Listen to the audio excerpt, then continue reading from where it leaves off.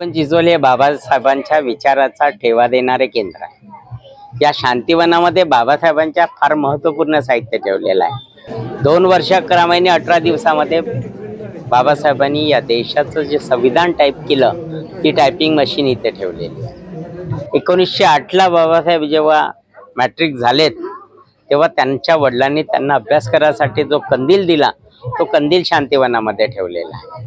बाबासाहेबांच्या बऱ्याचशा वस्तू बाबासाहेब हायकोर्टामध्ये अप्रॉन घालून जायचा ते अप्रॉन इथे ठेवलेले आहेत। 1080 वस्तू बाबासाहेबांच्या या शांतिवनामध्ये ठेवलेल्या आहेत। त्याच्यातून विशेषतः सांगायचं बाबासाहेब म्हाताऱ्या वयामध्ये जेव्हा शेवटच्या ह्याच्यात होते तेव्हा त्यांनी बुद्धाचं चित्र काढलं, कावळा काढला, चिमणी काढली, कबूतर काढलं आणि एक दिवस भगवान बुद्धाला हवं असलेलं बाबासाहेबांनी ते चित्र काढलं त्यांना ते चित्र सुद्धा इथे ठेवलेलं आहे। या सगळ्या गोष्टीतून एकच प्रेरणा मिळते, शिकण्यासाठी कुठलं वय नसते आणि काम करायसाठी कुठलं बंधन नसते, यासाठी कोणता प्रसंग नसतो। या सगळ्या प्रसंगाला धरून बाबासाहेबांच्या शांतिवनामध्ये फार महत्त्वपूर्ण साहित्य ठेवलेलं आहे। त्याच्याकरता 14 एप्रिलला बाबासाहेबांच्या जयंतीदिनी आणि दररोज 250-300 लोक इथं बाबासाहेबांच्या साहित्याचे दर्शन घ्यायचे, बाबासाहेबांच्या अस्थीचे दर्शन घ्यायचं आणि बाबासाहेबांच्या साहित्याला पाहायला लोक येतात। माझं नाव अशोक गाडगे आहे।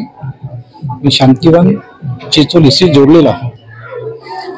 या 14 एप्रिल डॉक्टर बाबासाहेब आंबेडकरांची जयंती, या जयंतीच्या अनुषंगाने जेव्हा लोक शांतिवनामध्ये येतात तेव्हा एक शांतीची अनुभूती या ठिकाणाहून ती घेऊन जातात। प्रत्येक व्यक्ती आपल्या जीवनामध्ये व्यवहारामध्ये भटकत चाललेला आहे, परंतु जेव्हा या ऊर्जाभूमीवर त्याचे पाय टेकतात, तो नतमस्त होते, तेव्हा इथून एक नवीन ऊर्जा, शांततेची ऊर्जा तो घेऊन आपल्या इथून तो जातो आणि ही पवित्र भूमी, ही स्फूर्तीभूमी, ही शांतीभूमी सगळ्यांना एक नवीन संदेश देतो सर।